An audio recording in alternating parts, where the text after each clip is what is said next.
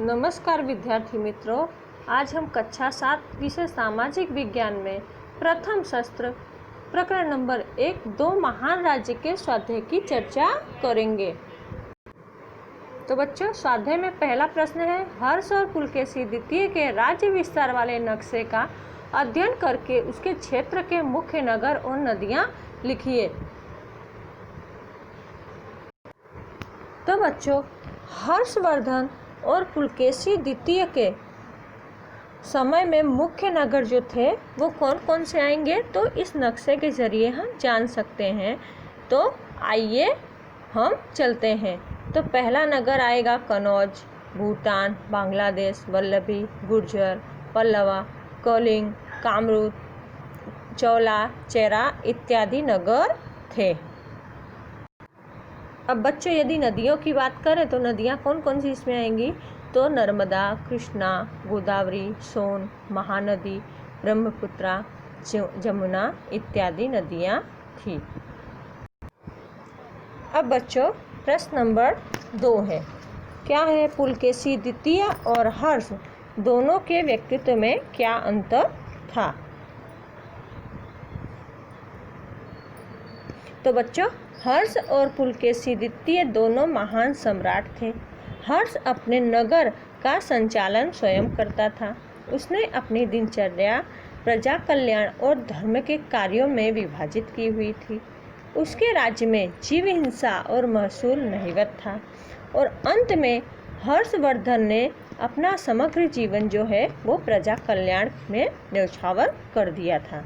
जबकि पुलकेशी द्वितीय युद्ध के जुनून को रोक नहीं सका, जिसके कारण युद्ध लड़ते लड़ते ही उसकी मृत्यु हो गई।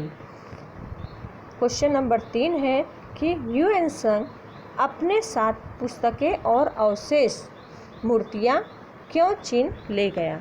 तो बच्चों, यूएन संघ ने भारत के विषय में बहुत कुछ सुन रखा हुआ था और उससे अधिक आध्यात्मिक समृद्धि, आर्थिक समृद्धि, ज्ञान समृद्धि उसने भारत में देखी और भारत के विभिन्न प्राचीन शहरों में उसने प्रवास किया था और अपने देश में जाकर भारत की भव्य संस्कृति का ज्ञान देना चाहता था।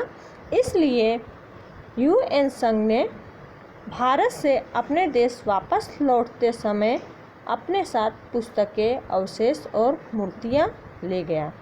इसके बाद है क्वेश्चन नंबर 4, हर्षवर्धन ने सत्ता प्राप्त करते ही किसे मुक्त कराने के लिए सोचा। तो बच्चों, हर्षवर्धन ने सत्ता प्राप्त करते ही अपनी बहन राजश्री को मुक्त कराने के लिए सोचा। सम्राट हर्षवर्धन के उसके बाद 5वां क्वेश्चन है, सम्राट हर्षवर्धन ने किन नाटकों की रचना की। तो बच्चों, सम्राट हर्षवर्धन के नाटक जो है वो कौन कौन से आएंगे, तो नागानंद, रत्नावली और प्रियदर्शिका, ऐसे 3 नाटकों की रचना की। उसके बाद है 6ठा प्रश्न, पुलकेशी द्वितीय के समय में किन गुफाओं का निर्माण हुआ था। तो बच्चों, हम जानते हैं कि पुलकेशी द्वितीय जो था वो कला का शौकीन था।